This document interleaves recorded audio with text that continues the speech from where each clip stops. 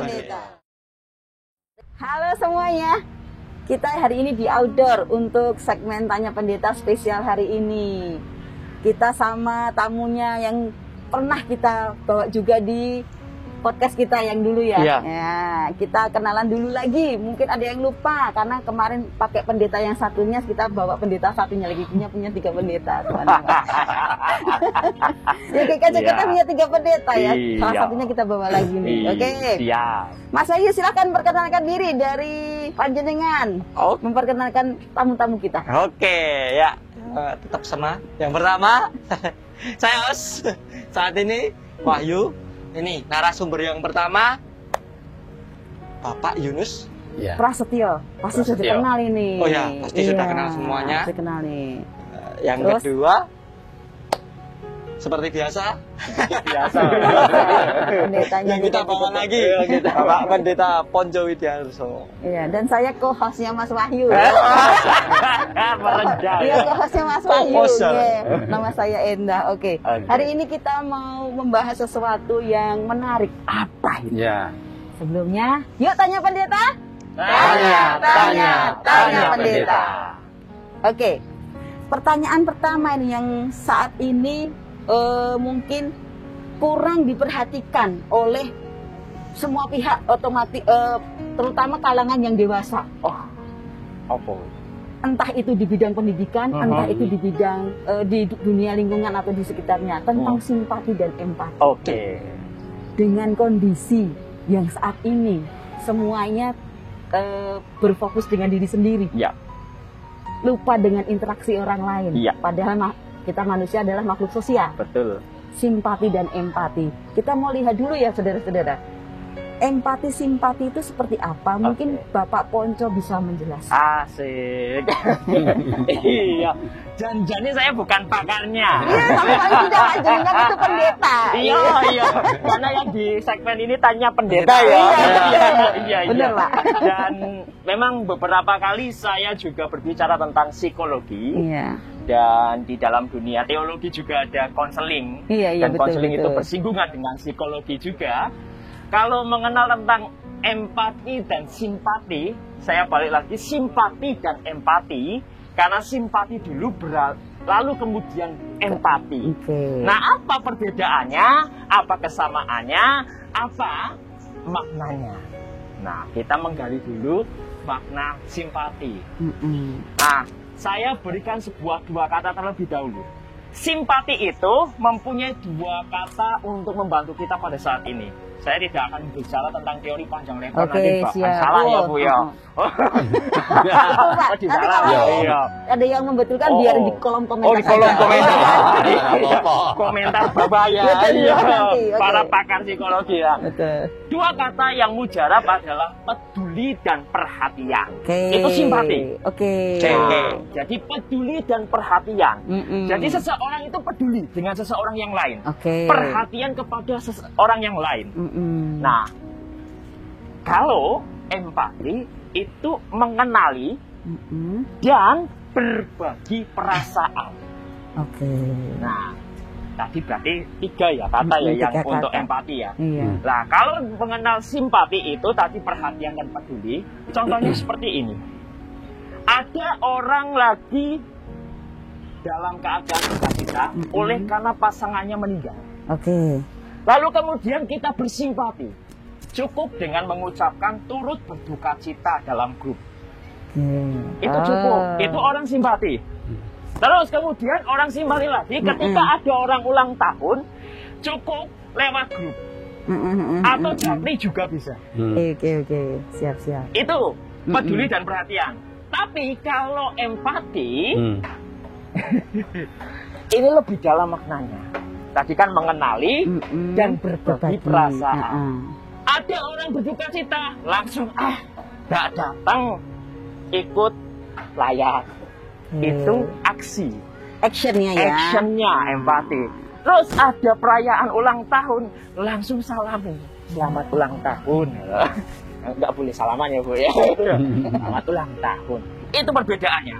Kalau simpati itu ada sebatas ucapan, lalu kemudian merasa, mesaknya yo tabrakan gitu ya. tetapi tidak ada sebuah action. Nah, empati itu actionnya. Itu simpati dan empati. Gampangannya seperti itu. Oke, jadi simpati rasa, empati itu action. Lebih daripada rasa. Oke. Nah, sekarang kita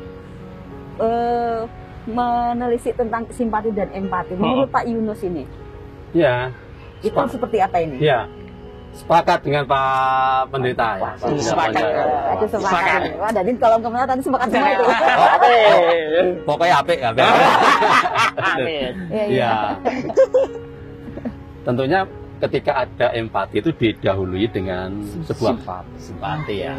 Di dua hal yang saling berhubungan dan sangat erat kaitannya. Sepakat tadi juga dimunculkan bahwa perbedaannya kalau di empati itu ada sebuah tindakan, action atau tindakan. Mungkin itu juga yang membedakan antara simpati dan empati. Cuma nanti bisa ditelaah lebih jauh kira-kira tindakannya yang kira-kira itu seperti apa ya.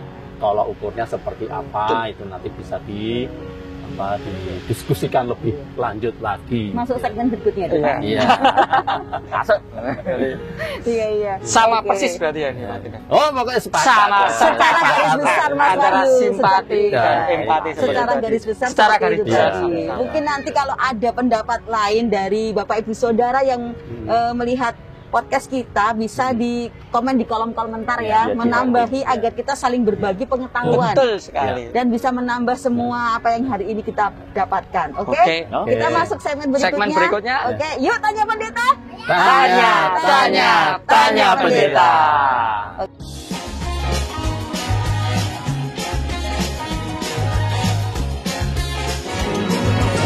Yuk tanya pendeta. Oke, kita lanjutkan di segmen berikutnya, yaitu yang lebih seru lagi.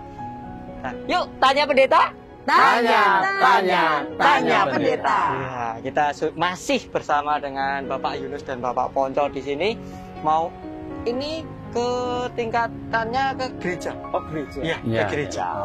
Untuk Bapak Ponco ini. Oke, siap. Ada yang pertanyaan, bagaimana ini cara gereja untuk menumbuhkan rasa simpati dan empati itu sejak dini. Sejak dini. Sebenarnya kalau berbicara soal ini, gereja memang tidak memberikan sumbangsi yang terlalu signifikan, terlalu besar kapasitasnya. Tidak, karena urut-urutan yang paling tertinggi itu adalah keluarga. Betul. Keluarga berperan penting. Coba bandingkan saja, orang ke gereja itu berapa kali dalam seminggu? Satu minggu sekali. Ya. Nah, terus kemudian kalau kita masuk kepada lembaga sekolah misalnya, sekolah berapa kali tatap muka? Berapa jam saja? Nah, kalau keluarga itu dari bangun, tidur dan terus mau tidur lagi. tidur lagi kalau ya lagu. Itu bertemu langsung dan tanggung jawabnya itu pada orang tua. Ini nyinggung nggak iya nanti? Enggak ya. Bagus dong. Oke. Nggak masuk ke segmen berikutnya atau itu? Ada nanti. Nanti diomongin berarti ya caranya gitu ya. Oke. Nah, gereja itu mempunyai kapasitas mungkin hanya sebatas 20% saja. Bagaimana itu 20%? Caranya adalah karena sejak dini itu kenapa gereja mempunyai kategorial dalam pelayanan. Oke. Iya. Ada ada istilahnya kategorial anak, ada tengah-tengahnya anak itu madya, terus kemudian remaja, terus pemuda, remaja menuju pemuda. Kadang ya bingung ya, itu maksud apa ya Bu? Iya bingung itu.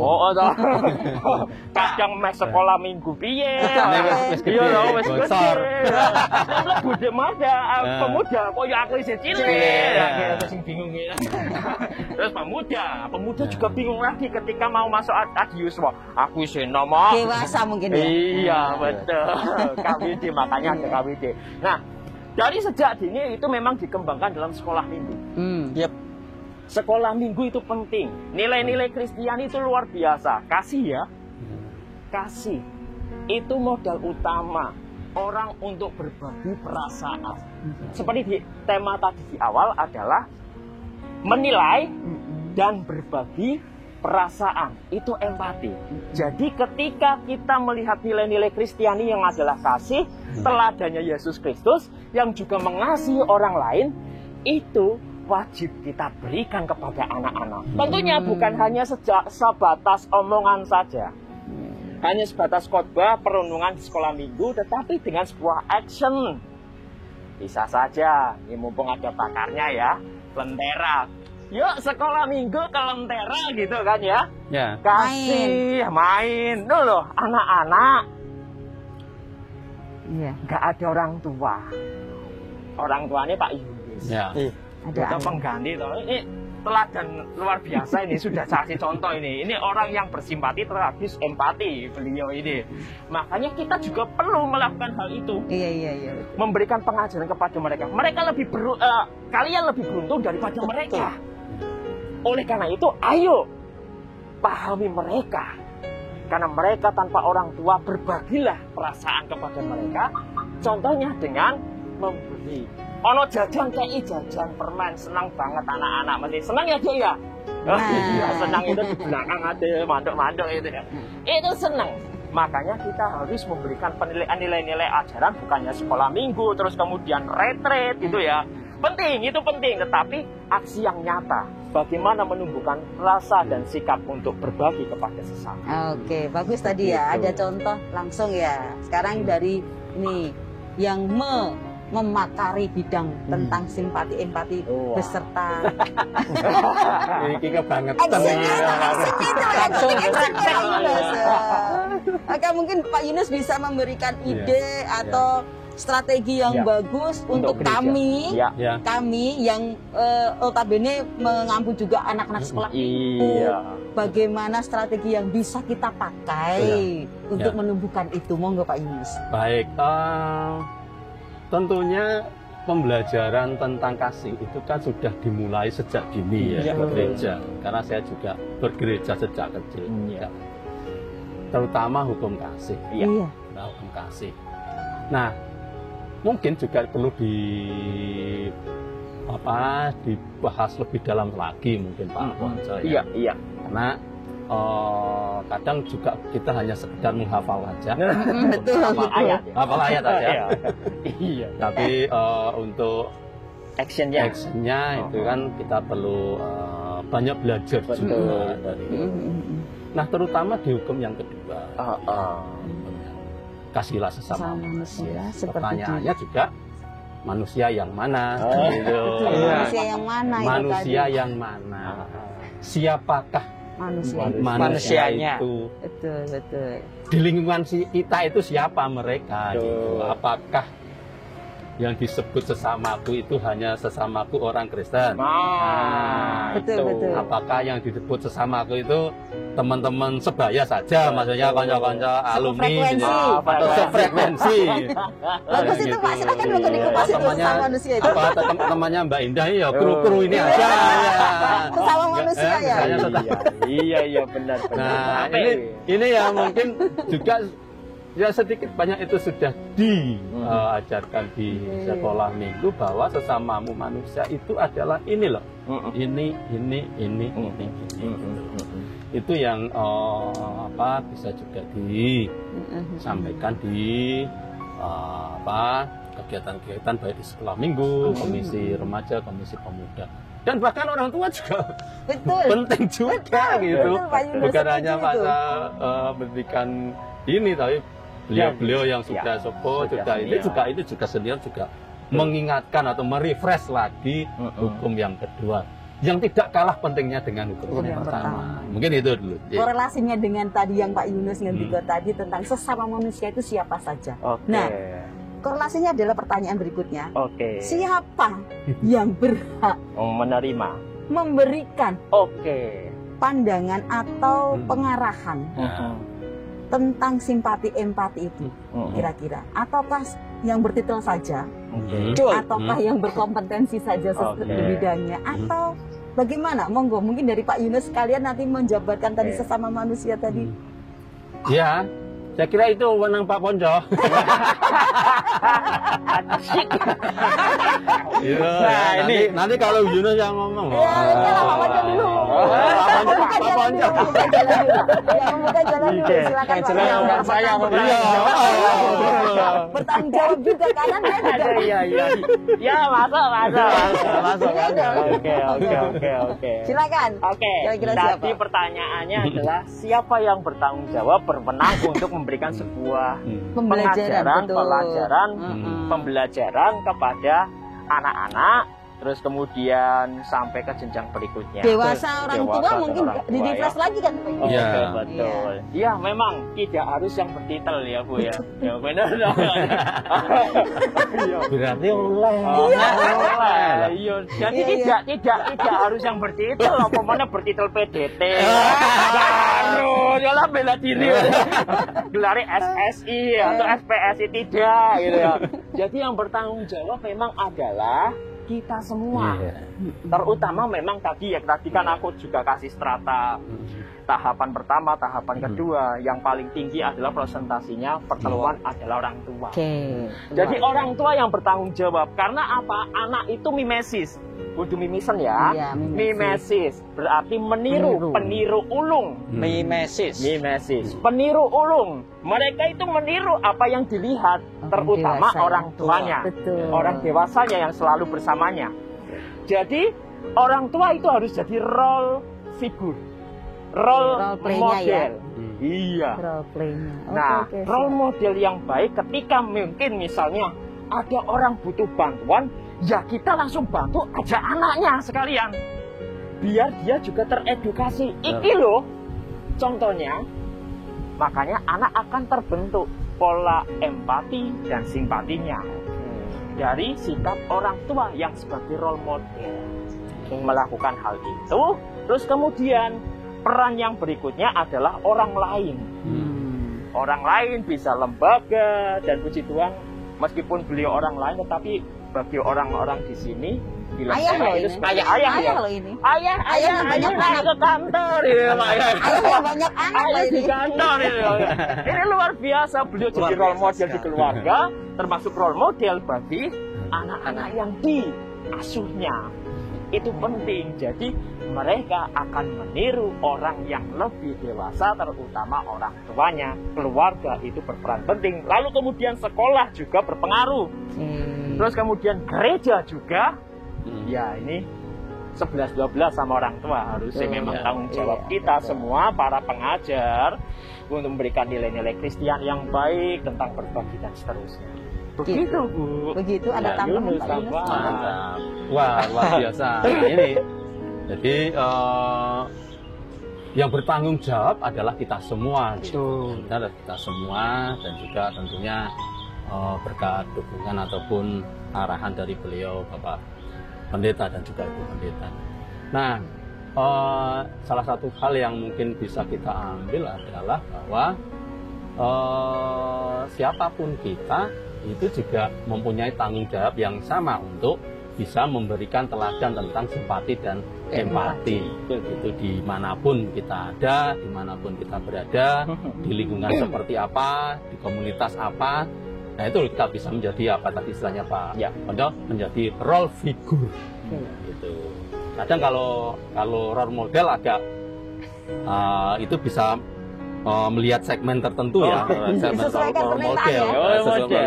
Kita sepakat dengan role figure. Dimanapun itu bisa kita pakai. Misalnya kita di lingkungan sekolah ya kita bisa jadi figur yang baik, yang menunjukkan rasa simpati dan empati kepada teman-teman dan yang lain. Intinya bahwa orang dewasa saat ini harus bertanggung jawab dengan dirinya sendiri agar menjadi role figure untuk orang-orang di sekitar kita. Keren ini, mantap. Di segmen kedua ini kita belajar banyak loh ya. Orang dewasa itu tanggung jawabnya besar, gede sekali. Dan kita juga harus tahu itu sesama manusia itu kita jadi role figure untuk sesama manusia. Tanpa pandang bulu ya. Dari agama mana, suku mana, artinya juga bagi siapapun kita di gereja ini yang merasa sudah dewasa, mempunyai tanggung jawab untuk menjadikan generasi di bawah kita lebih baik lagi. Generasi emas yang bersimpati dan berempati yang luar biasa. Keren, segmen kedua keren. Oke. Nah, kita mau masuk segmen berikutnya. Yuk tanya pendeta. Tanya pendeta.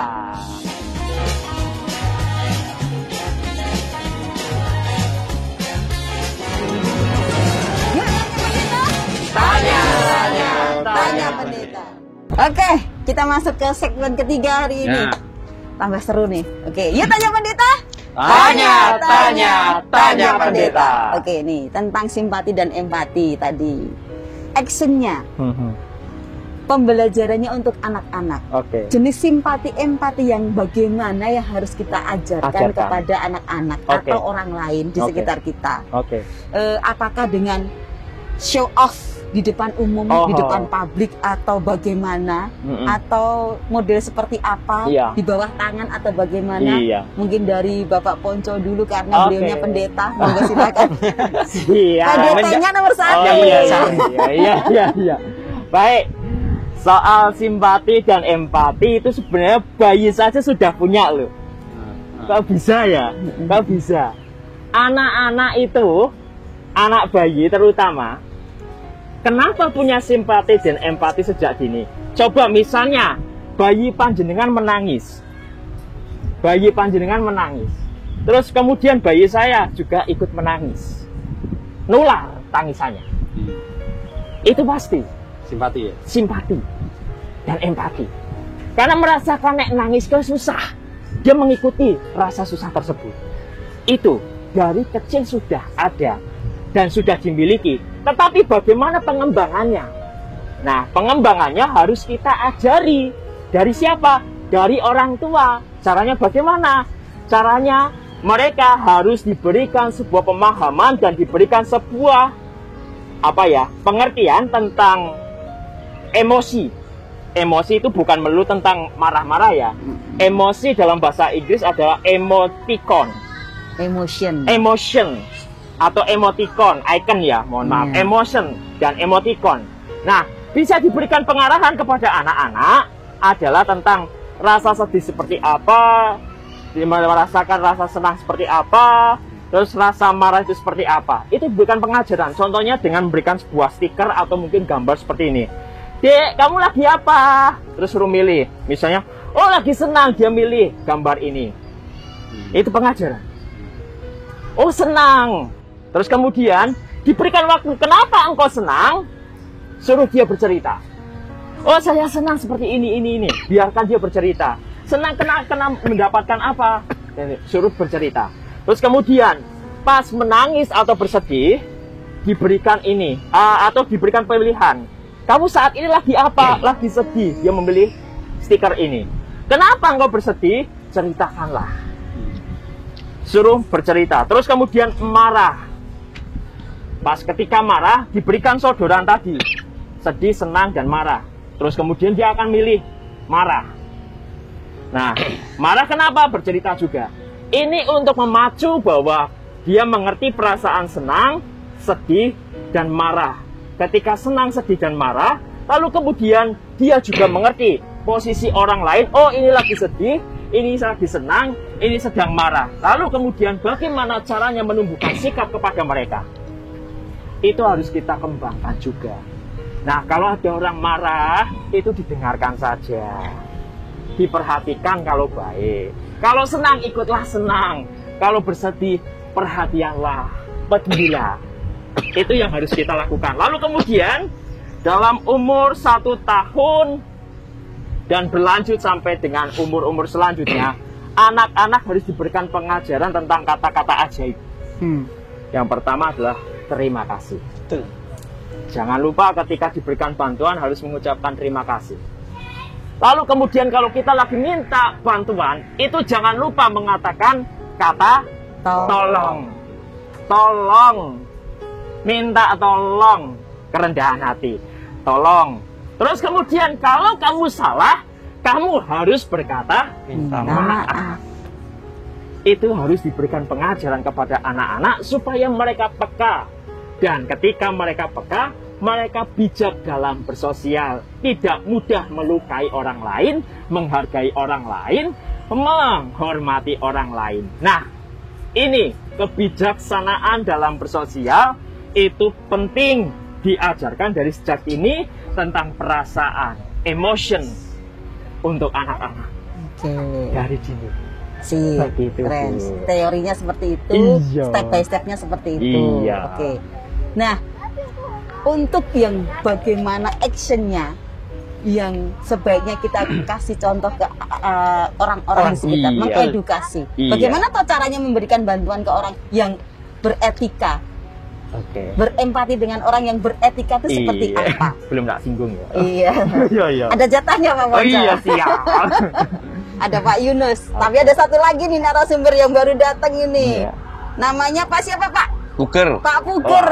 Pak Puger itu apa tuh namanya, rekan sekerja dengan Bapak Yunus. Iya. Yang bersukarelawan di Rumah Lentera. Oke, siap. Sekarang tadi pertanyaannya, action yang bagaimana, yang beretika, empati yang bagaimana, yang beretika, yang harus kita edukasi, bentuknya seperti apa untuk orang lain. Monggo Pak Yunus mungkin bisa memberikan wawasan. Baik.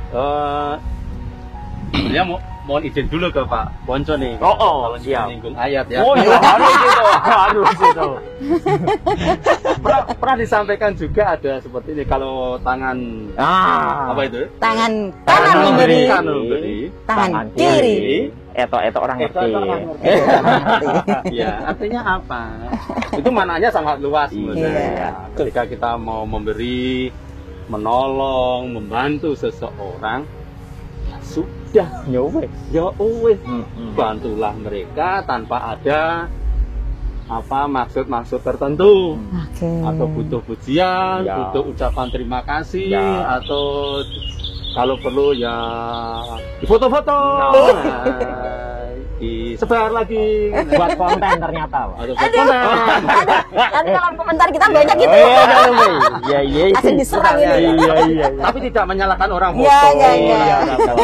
Yang penting adalah dari hati kita. Kira-kira kita memberi dengan etika ya. Sebetulnya tujuan kita memberi apa sih kan gitu? Untuk siapa? Atau yang kita lakukan ini demi apa? Gitu kan tergantung dengan hati kita. Kalau memang kita memberi, kan memang itu sudah diedukasi di gereja ya. Memang kita harus menolong, membantu dan sebagainya, tolong menolong dengan itu. Dan masalah nanti mau imbalan atau pahala atau apa, itu urusan di atas. Tuhan kita. Gitu. Nah, siapa mereka? Nah, di lingkungan kita banyak kira-kira yang perlu kita dukung, kita support, kita tolong gitu ya. Ada anak-anak yang mungkin saat ini. Nah, saya juga pernah membaca dan juga pernah dengar tentang sebetulnya siapa sih sesama kita kan gitu. Sesama kita itu siapa? Karena Tuhan juga sampaikan bahwa sesama kita itu adalah ketika kita tahu bahwa orang yang lapar, orang kelaparan, itu tugas kita memberi makan. Ketika ada orang haus juga kita perlu ngasih minum.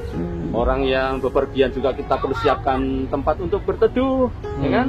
Orang yang telanjang mungkin perlu kita kasih pakaian. Kira-kira orang-orang seperti itulah yang perlu kita bantu, kita dukung, dan kita tolong mereka dengan sepenuh hati kita.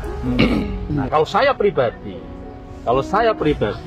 sangat suka dan sangat menginspirasi saya itu adalah orang Samaria. Jadi orang Samaria yang baik hati gitu ya. Dia menolong seseorang ya. Dimulai dari simpati, dia melihat, waduh kasihan orang ini dirampok, kemudian dia turun dari keledainya, dia tolong dia rawat lukanya, dia angkat orang ini naik lagi ke keledainya, justru dia jalan menuntun ini, dibawa ke rumah sakit, semalam dia merawat luka orang itu, kemudian besok pagi dia pergi lagi karena ada tugas, dia ngasih uang lagi ke pihak rumah sakit, dan dia katakan tolong dirawat ini, dan besok kalau kurang aku akan datang.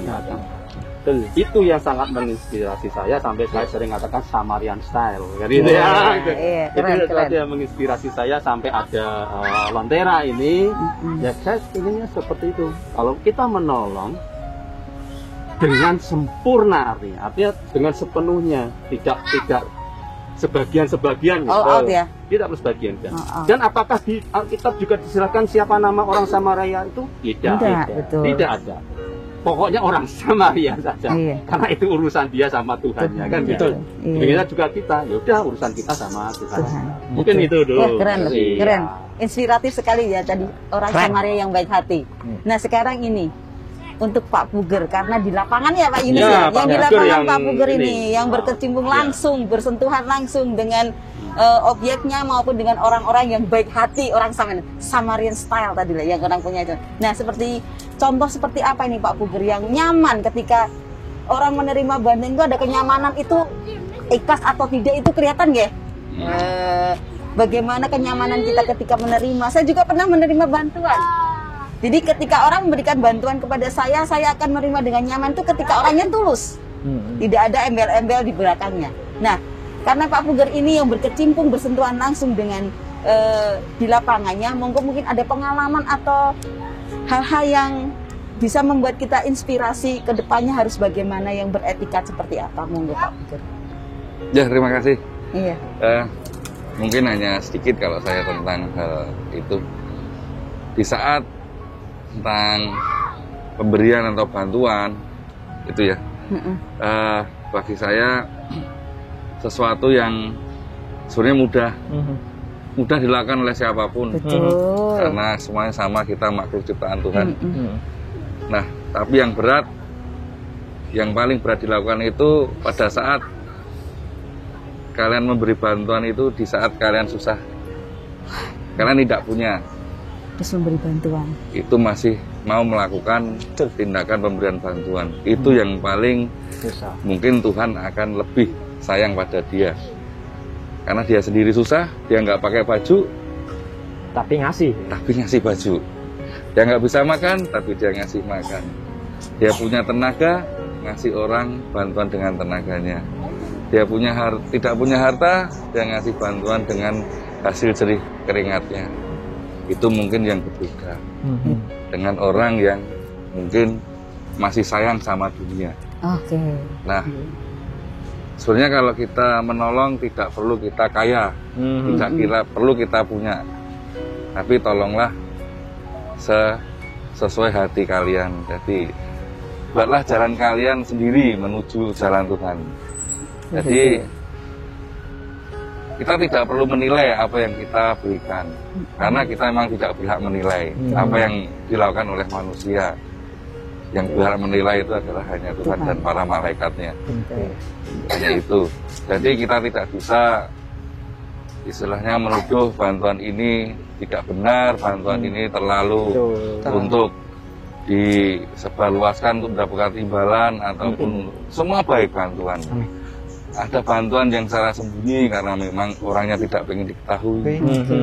Ada orang yang memberi tapi ingin diketahui dengan mungkin difoto bareng atau dikenal, ditulis namanya. Ada pemberian yang ingin disebarluaskan untuk menjaring bantuan lagi. Mengajak orang-orang lagi untuk dipromosikan. Atau memberikan bantuan mungkin dengan syarat ingin didoakan. Ya semuanya baik. Semuanya baik, asalkan dia ikhlas memberi dengan kekuatannya masing-masing. Nah, untuk menjadi contoh bagi yang lain, misalkan semuanya baik, apalagi sama manusia, sesama makhluk hidup yang lain pun sama hewan, sama anjing, sama kucing, sama tumbuhan. Buatlah mereka nyaman di sisi kita, apalagi kita hidup berdampingan dengan alam. Bagi saya memang bantuan itu wujudnya bukan hanya pemberian. Usiran, teguran, hinaan itu juga bantuan sebenarnya. Melalui hal itu akhirnya banyak orang mengenal. Contohnya seperti di Lentera ini. Kalau dulu Lentera nggak diusir, dihina, mungkin jarang orang tahu. Siapa itu? Apa itu Lentera? Nah, ini belum diperkenalkan itu. Iya, habis ini Mas Bayu. Nah, memang perjalanannya masing-masing. Dikenal orang itu banyak cara. Banyak jalan, orang menuju sukses juga banyak cara. melewati beberapa mungkin itu kayak seperti Tuhan memberikan ujian atau cobaan. Tapi bagi kami itu semua anugerah. Ya, derita, luka itu anugerah yang harus kita jalani, memang itu sudah takdir jalan hidupnya. Terima kasih dari saya. Berarti pemberian itu, bantuan, kata bantuan sudah bagus sendiri ya. Terserah itu indikasinya mau apa. Itu urusannya sama Tuhan. Iya, kita garis bawahi kata bantuan itu baik. Entah itu apa motivasinya itu monggo terserah. Kita tadi sentuh-sentuh lentera. Sentuh-sentuh lentera itu kita banyak orang nggak tahu loh teman-teman ternyata loh. Kemarin kita ngobrol-ngobrol dengan orang kita mau ambil syuting di lentera lagi apa nggak ngerti loh. Banyak yang nggak ngerti ternyata Pak Yunus belum umum belum tahu, semuanya belum tahu, banyak yang belum tahu, kalangan tertentu saja. Monggo silakan, mungkin Pak Yunus bisa. Ya, Lentera itu salah satu lembaga sosial ya, lembaga sosial masyarakat yang bergerak untuk mendampingi dan merawat anak-anak yang terstigma dan terdiskriminasi. Terstigma karena apa? Jadi sebelumnya ini kami dirikan itu dengan Pak Puger ya, sama satu orang lagi namanya Pak Bebas. Kami bertiga mendirikan lembaga ini. Tapi jadi lembaga ini salah satu lembaga yang mendampingi dan merawat anak-anak yang terstigma dan terdiskriminasi. Terstigma karena apa? Jadi anak-anak yang ada di Lentera itu anak-anak yang tertular virus dari orang tuanya, terutama dari ibunya. Virus apa? Itu tertular virus HIV. Ya. Nah, memang sebagian besar dari mereka anak-anak yang terinfeksi HIV. Nah, kenapa kami mendirikan ini? Sebetulnya tidak ada rencana. Saya sama Pak Puger itu juga nggak ada rencana. Ayo ngedeki lembaga, nggak ada. Beliau ini teman saya kerja gitu, teman nongkrong, teman wedangan. Tapi suatu saat kami harus melihat satu kasus anak-anak yang terinfeksi ini mendapatkan stigma diskriminasi. Akhirnya berawal dari ngobrol aja di parkiran karena Pak Puger dulu tukang parkir. Yuk ada kasus anak ini, coba kita lihat kasusnya. Berawal dari rasa simpati. Berawal dari rasa simpati. Ayo tengok yuk ke rumah sakit gitu. Dilihat. Berawal dari simpati. Dan ketika melihat status atau melihat kasus anak itu, akhirnya apa? Akhirnya kami dari simpati berubah total menjadi empati. Karena apa? Salah satu hal yang membedakan adalah empati itu salah satunya adalah ada tindakan dan harus ada solusi. Ada action, tapi ada jalan keluar yang harus kita lakukan. Nah, kemudian saya dan Pak Puger mengambil anak itu, merawat anak itu ya, dari 1 orang menjadi 2 orang, 3 orang. Ketika sudah 3, kami sepakat untuk mendirikan lembaga ini berstatus hukum ya, supaya jelas, ada transparansi, ada resmi lembaga ini berizin oleh negara. Akhirnya kami mendirikan Yayasan Lentera Surakarta. Siapa yang ada di sini? Syaratnya hanya satu, anak itu sudah terinfeksi HIV dan anak ini sudah terstigma, anak ini yatim piatu dan tidak mendapatkan perawatan yang layak. Itu yang bisa kami terima untuk anak itu bisa di sini mendapatkan keamanan, kenyamanan ya, untuk juga mendidik mereka, mendampingi mereka, merawat mereka sampai mereka menjadi mandiri ya, mandiri itu rencananya. Nah, dan lebih jauh tentang itu nanti Pak Puger bisa juga lebih banyak menceritakan itu tentang Lentera. Kira itu. Monggo mungkin Pak Puger menambahi tentang hal Lentera ini yang perlu digali lagi agar orang di luar tahu, karena banyak yang belum tahu ternyata Pak Puger Lentera itu seperti apa. Monggo Pak Puger. Ya, Lentera ini banyak nama sebenarnya. Banyak nama lentera fotokopi, lentera hotel, lentera apa aja. Ya, betul. Tapi yang membedakan memang sebuah nama dengan dasar dan misi yang berbeda. Dulu namanya waktu pertama kali kita dirikan namanya Lembaga Lentera Surakarta itu di tahun 2013 awal bulan Februari. Tahun 2013 ya. Karena sebelumnya kita masih belum punya lembaga. Waktu ngasuh 1-2 anak itu belum. Kita masih ngontrak waktu 1 anak itu ngontrak di daerah Kartosuro sana.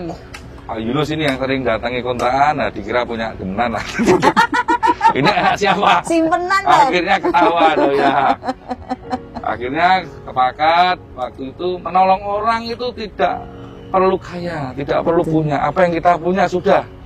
Kita tiap malam neng wedangan di stasiun Porosari itu sampai ini kasusnya paling pasti akan ada lagi anak-anak seperti ini. Memang kasus anak pertama itu di rumah sakit itu informasi dari Bang Kevas ini yang nggak datang ini ya. Dia kan bagian MK di rumah sakit. Ke saya ke parkiran tuh, ini ada anak HIV terlantar di rumah sakit. Ya sudah ayo, datangi aja. Kita datangi. Akhirnya di situ timbul kan tadi saya terangkan Pak Yunus simpati. Akhirnya harus ada tindakan. Iya betul. Keluarga nggak mau, ya sudah kita yang tanggung jawab. Gitu. Biaya apa di rumah sakit sekian ya kita nanti ambil, kita angsur lah. Akhirnya anak itu udah ada solusi ternyata ya, kita bawa, kita rawat. Akhirnya kita bingung akhirnya kalau kita harus ngontrak terus ini sudah nggak enak lagi. Ngontrak aja, ngontrak nggak punya duit. Nah ini ceritanya itu. Kamu punya duit nggak, Nus? Ya nggak ada, cuman punya motor, jual aja. Ya sampai begitu. Iya loh, malam jual. Ben. Akhirnya dapat duit. Ya dah kita pakai uang aja dulu, bulan kontrak untuk 2 tahun. Nah, malam itu kita bayar. Kita besok masuk rumah selama 2 tahun di daerah Bumi Lawian. Akhirnya sebulan berikutnya kita harus kita namain ini rumah ini apa ini. Ya, kita cari nama. Bingung, wah ini terlalu agamais, kita ke nasional aja. Belum ada nama Lentera dulu, mungkin Nur Hidayah atau Lilin atau apa atau Warna-warna. Ada sumber kencono. Ada sumber kencono. Apa-apa gitu. Akhirnya terciptalah muncul dari Lentera aja yang nasionalis ya. Akhirnya kita dirikan Lembaga Lentera Surakarta. Itu. Akhirnya berjalannya waktu banyak dari rumah sakit itu yang gedok tular akhirnya. Gedok tular dari dokter-dokter rumah sakit itu ada yang mau merawat tuh orang Solo namanya Pak Puger, Pak Yunus, ada yang mau merawat orang anak-anak dengan HIV. Akhirnya tambahlah anak-anak ini yang HIV yang nggak ada yang merawat, ibunya sudah meninggal, bapaknya udah nggak ada, kakek neneknya udah nggak mau merawat, akhirnya didatanglah ke Lentera. Dan kita nggak bisa menolak. Itulah pasti repot, anak itu pasti akan berujung meninggal dunia. Iya, itu sudah kita beberapa kali ya. Kita beberapa kali mengalami penolakan itu di Semayani besok lah. Besok aja ya. Sudah bablas. Iya, jadi nggak bisa. Loh ya langsung. Oke lah. Kita beranggapan bahwa mereka menelepon kami, datang ke kami itu kita beranggapan asumsi kita mereka sudah capek. Mereka sudah kerja keras untuk mencari tempat buat anak-anak ini. Kita hargai itu dengan cara ya sudah. Bawa sini aja anaknya atau kita jemput anaknya. Ya seperti itu. Jadi kita juga tidak menyusahkan orang yang mau merujuk anak. Nah, anak-anaknya juga dirujuk dari mana? Ya dari mana aja. Dari panti asuhan, gereja Katolik ada, dari rumah sakit ada, dari warga masyarakat juga ada. Melalui dinas sosial, melalui Kementerian Sosial, juga wali kota sampai linknya banyak ya sampai Pulau Bau-Bau Sulawesi Tenggara wali kota yang merujuk anak. Ya ke situ. Akhirnya jadilah banyak. Kita juga mendapatkan berkah dari mereka. Banyak tantangan di masyarakat. Mau dapat bantuan, suruh birokrasi yang susah, akhirnya nggak dapat bantuan. Ini tantangan. Inilah kali-kali Lentera. Gitu. Ketawa di masyarakat, banyak dibantu malah diusir. Iya, dicibir-cibir ya. Lagi berbagi juga berarti ya, Pak. Kita juga bantu. Iya, bantu. Makanya sekolah, nggak bisa sekolah, dikeluarin. Bantuan, ngirim, tapi di hati emang yang keras. Dari hati banget Pak. Nah, kenapa bantuan ya, Pak? Ini di sini ya, Pak. Akhirnya dari peristiwa itu banyak orang ikut simpati. Iya. Juga apa ini dari publikasi juga, dari bantuan orang-orang media yang ekspos ini kemana-mana. Betul. Viral akhirnya ya. Dapat bantuan dari orang-orang baik juga. Iya, puji Tuhan. Anak-anak bisa sekolah lagi, dapat keringanan di rumah sakit, bantuan apapun sampai sekarang. Iya, lentera itu kayak bank sampah. Semakin banyak tapi kan membuang, menghasilkan, semakin banyak dari yang dalam. menghasilkan amal juga. Iya, keren. Kita hari ini banyak belajar untuk diri kita masing-masing juga. Banyak belajar ini. Bagaimana kita meningkatkan, mengupgrade hidup kita dari simpati menjadi empati. Tidak usah nunggu kaya, saudara-saudara. Tidak usah nunggu kaya untuk membantu orang. Bisanya tenaga ya tenaga saja. Bisanya ide, pikiran bisa kita tuangkan untuk membantu orang. Kemudian untuk Lentera sendiri tadi sudah dipaparkan Pak Yunus, Pak Puger, bagaimana Lentera berdiri dengan segala seluk-beluk perjalanannya dari 1 menjadi 40, sekarang 40 ya. 40. Jangan hidup. Semoga hidup. Iya. Terus ya, sangat. Belum cerita yang Belum. meninggal. Jangan. Ini jangan diceritakan. Belum, nggak ada segmen itu, nggak ada. Yang pasti kita harus bisa berempati dengan sesama manusia. Siapapun itu, latar belakang apa saja, tidak usah melihat apa yang di belakangnya. Kita bisa memberi, tangan kita dua sama. Kita diberi sesuatu yang jatahnya sama. Hati kita yang membedakan. Ada tambahan boleh? Boleh. Nah, untuk bersimpati dan berempati, jangan mendasarkan dengan suku, agama, ras, golongan, warna kulit dan sebagainya. Yang penting mereka adalah makhluk ciptaan Tuhan. Bernafas ya, Pak ya. Benar. Saya orang Kristen, Pak Puger Muslim, tapi kami berkolaborasi. Keren, hasilnya keren. Inilah. Jadi tidak perlu dengan terlalu eksklusif gitu ya. Betul Pak, betul Bu. Kita lihat manusianya. Itu siap, keren. Teologisnya tak tambah juga. Aduh, tandanya ada ini penting. Dasar untuk beliau tentang sebuah suku, agama, ras. Kita tidak menimbulkan eksklusif tapi inklusif. Keluar, kita berbagi, tidak mementingkan kelompok, ras, suku, agama kita yang paling baik. Tidak. Teologisnya adalah Tuhan Yesus sendiri. Tuhan Yesus itu tidak membeda-bedakan. Makanya dia mengatakan dan membuat sebuah ilustrasi tentang orang Samaria. Orang Samaria. Karena Tuhan Yesus itu yang satu-satunya orang Israel, Yahudi, yang tidak membedakan dengan status dan kelompok orang lain yang adalah orang Samaria. Padahal orang Yahudi juga. Tetapi karena menikah dengan suku yang lain dianggap tidak suci. Dijauhi mereka. Tetapi Tuhan Yesus melakukan, menyelamatkan mereka, membantu mereka. Orang Samaria dirangkul, bukan hanya orang Samaria, semuanya dirangkul, dilayani sepenuh hati. Orang yang tersingkirkan seperti contohnya, mohon maaf, PSK ya. Itu diangkut oleh Tuhan Yesus. Orang kusta yang dijauhi, kasusnya sama seperti HIV AIDS juga, yang panjenengan tolong, didekati sama Tuhan Yesus dan ditolongnya.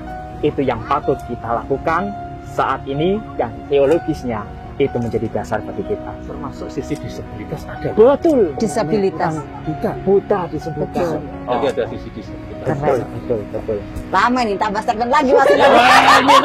Lanjut berikutnya. Lanjut untuk tanya segmen tanya pendeta berikutnya saja. Kita nanti mendatangkan pakar-pakar yang lebih mumpuni untuk masalah ini. Mungkin kita butuh psikologi juga psikolog itu betul yang kita datangkan untuk lebih mengedukasi kita bagaimana kita harus menjadi manusia yang bertanggung jawab dengan diri dan lingkungan kita. Oke?